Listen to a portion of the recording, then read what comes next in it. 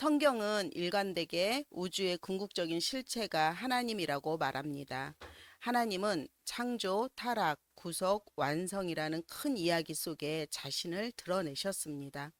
하지만 오늘을 살아가고 있는 우리는 학교와 친구, 그리고 대중문화와 미디어의 그 영향 속에서 수많은 세계관이 뒤섞인 세상에서 살아가고 있습니다.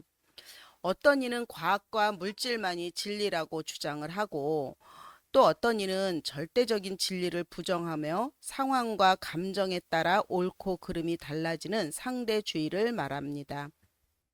또 많은 사람들은 성공과 돈, 권력과 많은 세속적 가치들을 인생의 중심에 두고 살아갑니다. 이처럼 다양한 세계관은 끊임없이 우리의 삶을 흔듭니다. 그렇다면 우리는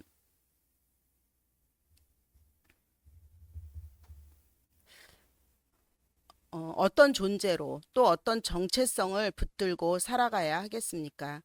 사도 바울은 에베소서 2장 10절에서 말합니다. 우리는 그가 만드신 바라 그리스도 예수 안에서 선한 일을 위하여 지음받은 자니. 우리는 하나님께서 미리 준비하신 선한 일을 행하며 살아가도록 창조된 존재입니다. 오늘 우리는 성경이 말하는 우리의 존재와 정체성을 다시 확인하고 우리의 삶을 이끄는 하나님의 큰 이야기의 방향성, 즉 성경적 세계관을 다시 붙들고자 합니다. 그리고 더 나아가서 세상 속에서 삶으로 증거하는 이야기, 즉 세계관을 함께 살펴보겠습니다. 세계관은 한마디로 세상을 바라보는 방식, 곧 렌즈입니다.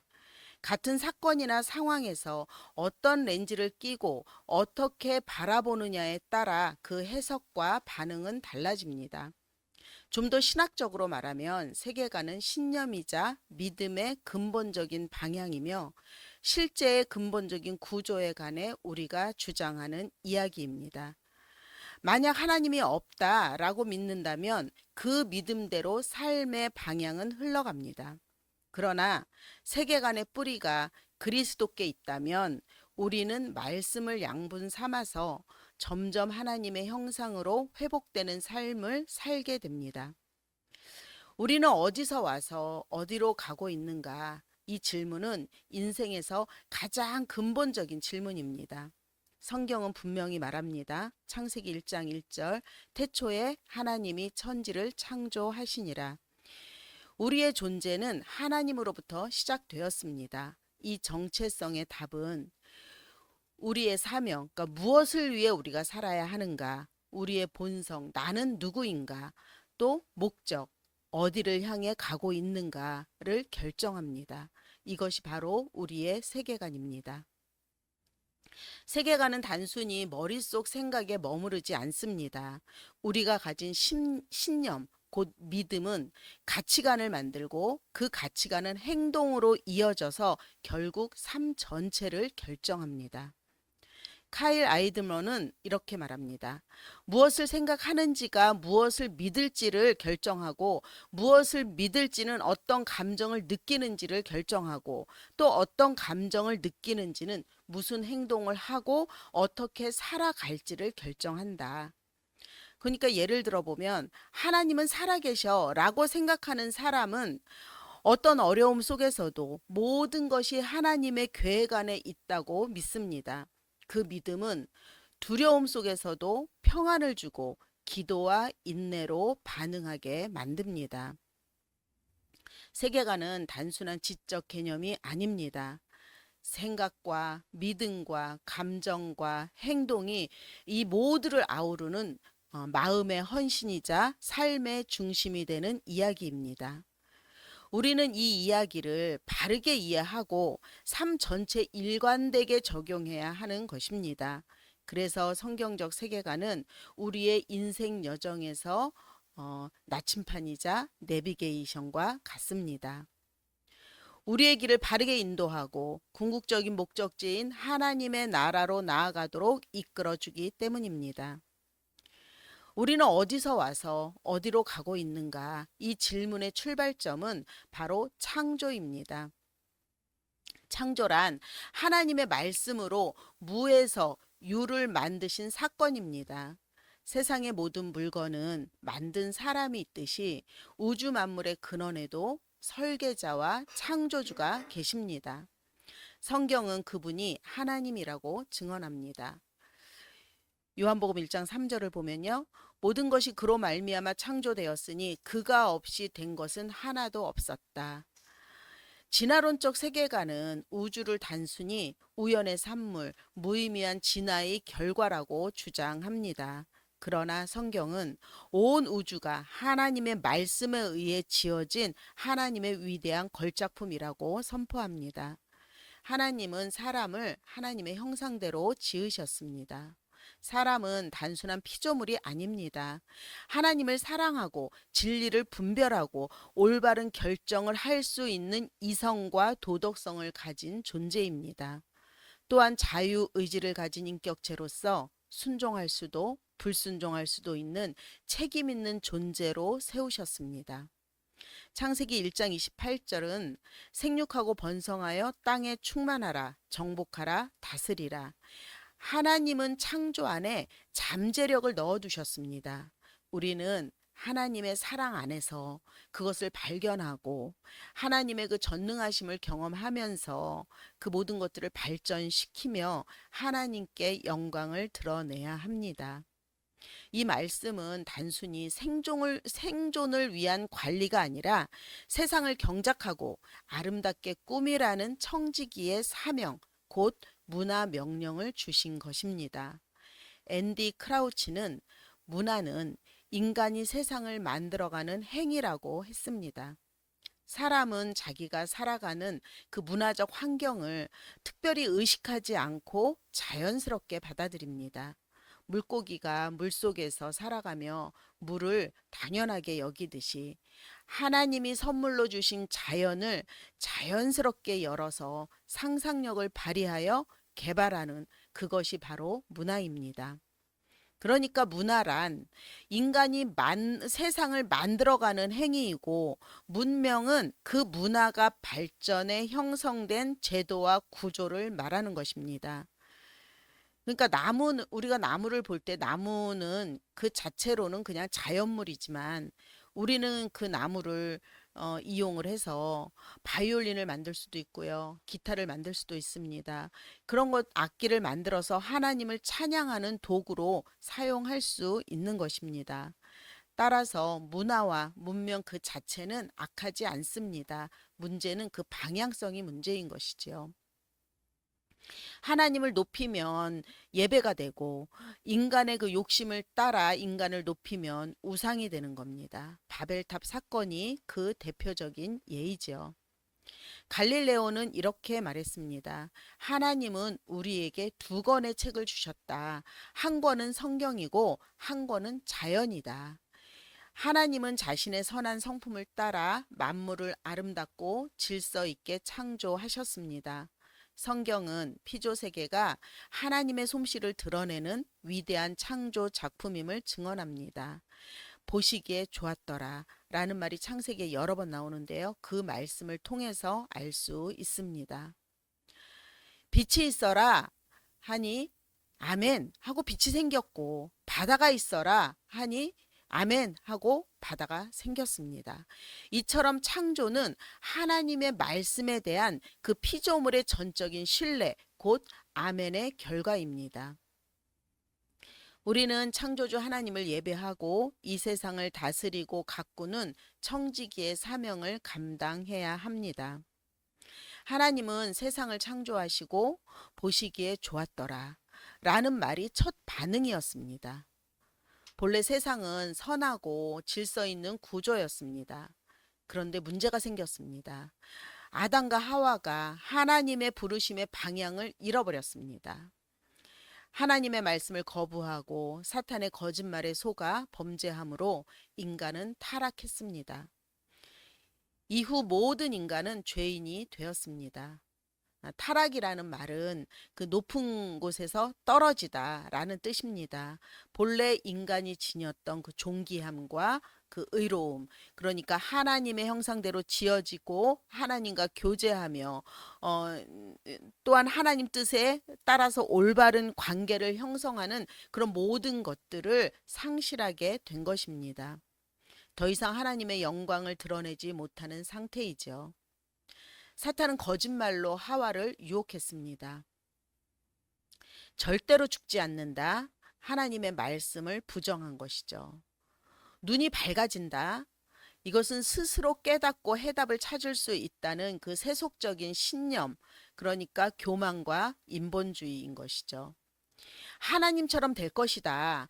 그러니까 인간이 신이라고, 하나님처럼 신이라고 주장합니다. 오늘날 뉴에이지 사상과 동일합니다. 선악을 알게 된다. 그 기준을 상대화한 것인데요. 인간이 스스로 그 기준을 만든다는 것입니다. 결국 타락은 단순한 불순종이 아니라 세속적 세계관의 뿌리가 된 사건입니다. 오늘날도 똑같습니다. 과학주의는 하나님은 없다. 모든 것은 어, 인간이 설명할 수 있다라고 말합니다. 또 상대주의는 절대적 진리는 없어. 상황과 감정이 기준이야 라고 주장하지요. 또 물질주의와 성공주의는 돈과 권력이 곧 행복이다 라고 달콤하게 속삭입니다. 아담과 하와는 하나님의 말씀 대신 자기 눈에 좋은 것을 택했듯이 세상은 지금도 우리에게 말합니다. 하나님의 말씀보다 인간의 욕망을 더 신뢰하라고, 먹음직도 하고 보암직도 하고 지혜롭게 할 만큼 탐스러워 보이는 왜곡된 생각에 사로잡히게 합니다. 아담과 하와는 하나님을 떠나 살면 자유로울 줄 알았습니다. 그러나 아담과 하와는 하나님과의 교제가 끊어지니 하나님이 아담을 부를 때 두려워서 숨었습니다. 또 서로 책임을 전가하며 사람과의 그 관계가 깨어지고 피조 세계는 저주를 받아 땅이 고통을 겪고 모든 인류가 죄로 오염되었습니다. 이 죄는 바이러스와 같습니다. 바이러스가 우리 몸에 침투하면 몸의 그 구조 자체는 큰 변화가 없습니다. 하지만 점점 그 본래의 기능이 약화되고 건강을 해치게 되고 병이 들게 됩니다. 결국 죄는 인간의 본래의 역할을 수행하지 못하게 만듭니다. 가장 지혜롭고 권력을 누렸던 솔로몬조차도 하나님이 금하신 그 세 가지가 있죠.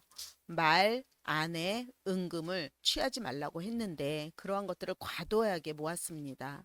또 이방신을 허용했지요. 이방 여인과 결혼을 하면서 그 여인들이 가지고 온 그 이방신을 허용을 했고 또 산당까지 지었습니다. 그래서 말년에 불행한 삶을 살 수밖에 없었습니다. 왕 자신도 이런 전적 부패에서 자유롭지 못하다는 것이 타락의 현실입니다. 지성과 의지와 정서와 관계 모든 전 영역의 죄가 오염되었기 때문입니다. 이렇게 타락한 인간은 소망이 없어 보입니다. 로마서 3장 10절은 의인은 없나니 하나도 없으며 로마서 3장 23절은 모든 사람이 죄를 범하였음에 하나님의 영광에 이르지 못하더니 하나님은 타락한 세상을 포기하지 않으시고 구원의 길을 열어 주셨습니다. 사람은 하나님을 예배하지 않으면 반드시 다른 무언가를 예배하게 되어 있습니다. 그것이 우상 숭배이죠. 우리의 인생은 하나님과 우상, 빛과 어둠, 순종과 불순종의 갈림길에 서 있습니다.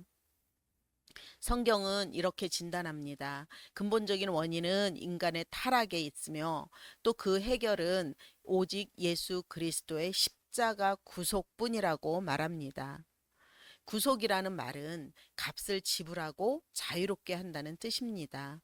어떤 사람이 빚을 지고 종살이를 하다가 누군가가 그 빚을 대신 갚아줌으로 자유를 얻는 그 드라마 속에 나오는 그런 장면을 한번 떠올려 보십시오.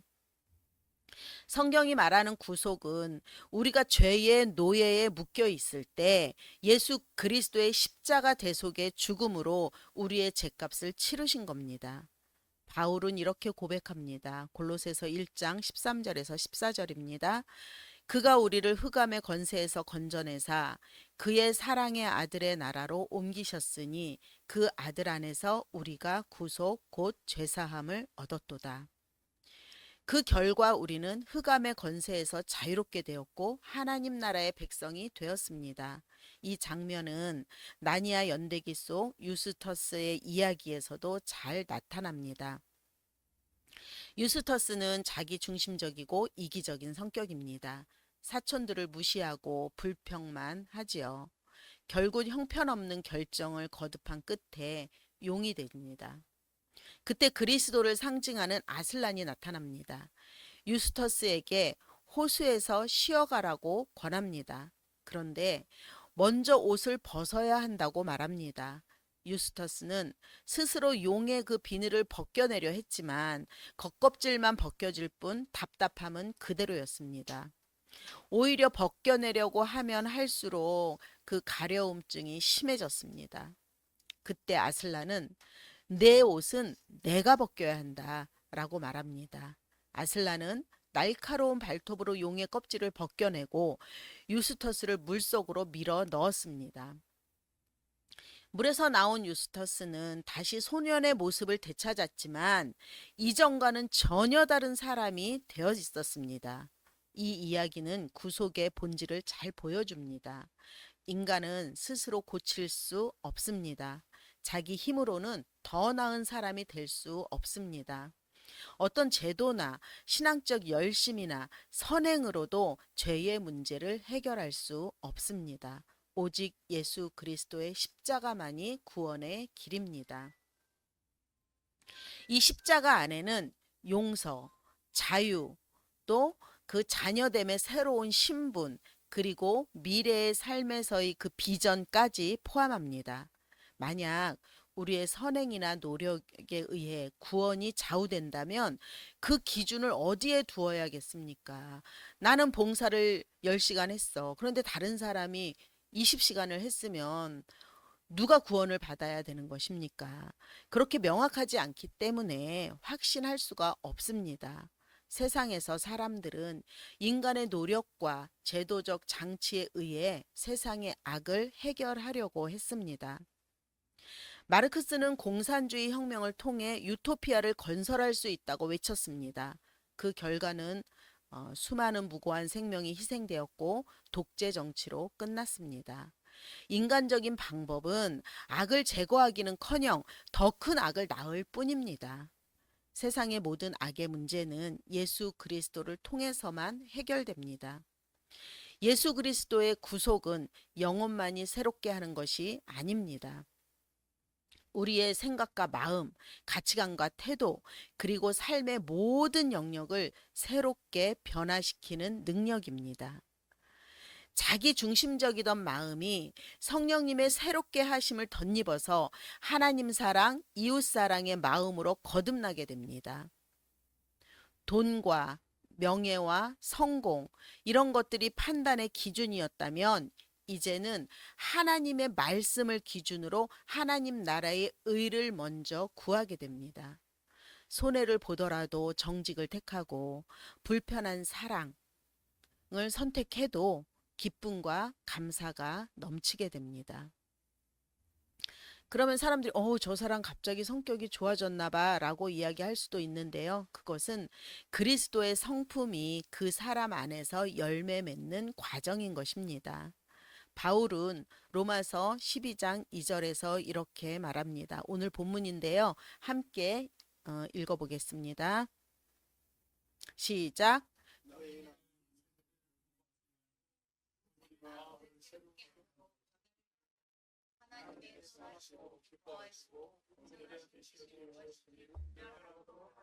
아멘. 네. 하나님의 선하시고 기뻐하시고 온전하신 뜻이 무엇인지 분별하도록 하라. 예수 그리스도의 구속의 은혜는 하나님의 뜻에 합당한 길을 분별하여 결단하며 나아가는 겁니다. 세상의 조류를 따르지 않고 하나님 나라를 증거하는 삶으로 우리를 이끌어 줍니다.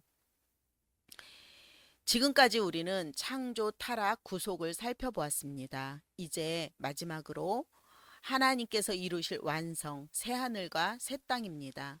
요한계시록 21장은 새 예루살렘의 환상을 보여줍니다. 거기에는 더 이상 질병이나 죄, 죽음과 눈물도 없고 악한 세력이 존재하지 않습니다.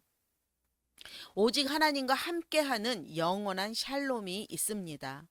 사랑하는 여러분, 지금 우리가 겪고 있는 사회적 갈등, 차별, 질병, 또 인간관계에서 오는 그 상처, 또 마음의 우울은 여기서 끝이 아닙니다.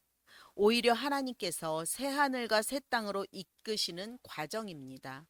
사도 바울은 로마서 8장 22절에 이를 해산의 고통이라고 표현했습니다. 해산의 고통은 고통 그 자체가 목적이 아니지요. 새 생명의 탄생을 위한 과정입니다. 마찬가지로 지금 우리가 겪는 모든 고난은 끝이 아니라 하나님이 약속하신 완성 곧 새하늘과 새 땅을 향한 서막인 것입니다. 지금의 그 갈등과 분열은 장차 하나님 나라에서 모든 민족과 사람들이 하나로 연합될 소망을 바라보게 합니다. 지금의 차별과 불의는 장차 의와 공의가 강물처럼 흐르는 하나님 나라를 기대하게 합니다. 지금의 눈물과 질병은 하나님께서 친히 모든 눈물을 닦아주시고 다시는 죽음과 고통이 없게 하실 그날을 소망합니다. 성경은 지금 고난을 단순히 회피하거나 절망으로 보지 않습니다. 완성을 향한 하나님의 구속사적인 여정으로 바라봅니다. 결국 새하늘과 새 땅은 죄와 혼돈이 완전히 사라지고 하나님의 샬롬이 온전히 충만한 곳입니다. 예루살렘은 본래 평화의 도시라는 뜻이지만 지상의 예루살렘에는 진정한 평화가 없습니다. 그러나 장차 임할 새 예루살렘은 샬롬이 온전히 완성된 곳입니다. 성경이 말하는 샬롬은 단순히 전쟁이 없는 그런 상태를 이야기하는 것이 아닙니다. 하나님이 창조하신 그 본래의 모습으로 회복되는 것을 샬롬이라고 이야기합니다. 부활하신 예수님이 제자들에게 평강이 있을지어다 라고 말씀하신 것처럼 하나님의 백성은 새 예루살렘에서 영원한 샬롬을 누리게 됩니다. 성경 전체의 약속은 하나님이 자기 백성과 함께 하신다는 것입니다. 구약에서 아브라함, 이삭, 야곱과 함께 하시겠다고 하셨던 그 약속과 또 신약에서는 예수님이 임마누엘 곧 우리와 함께 하시는 하나님으로 오셨습니다. 장차 완성될 새하늘과 새 땅에서는 여호와 샴마 거기 계시는 하나님으로 친히 우리와 함께 하시며 영원토록 친밀한 교제를 나누게 될 것입니다. 이사야 25장 6절에서 9절은 하나님께서 모든 민족을 모아 풍성한 잔치를 베푸시고 죽음을 영원히 멸하시고 모든 눈물을 닦아주실 것이라고 예언했습니다. 완성은 모든 것이 최종적으로 온전해졌음을 뜻합니다. 이 소망을 붙잡을 때 그리스도인은 어떤 어려움 속에서도 믿음으로 인내하며 넉넉히 승리할 수 있습니다. 우리의 종착지인 새하늘과 새 땅에서 하나님과 함께 누릴 영원한 샬롬을 기대하십시오. 우리가 지금까지 살펴본 것처럼 하나님이 세상을 창조하셨고 인간의 타락으로 문제가 시작되었습니다. 그러나 하나님은 우리를 버려두지 않으시고 예수 그리스도의 십자가 구속을 통해 회복의 길을 열어주셨습니다. 그리고 마침내 새하늘과 새 땅에서 온전한 완성을 이루실 것을 약속하셨습니다. 이것이 바로 성경이 증언하는 세계관의 큰 이야기입니다. 이제 중요한 질문이 우리 앞에 있습니다. 그렇다면 우리는 어떤 삶을 살아야 할까요?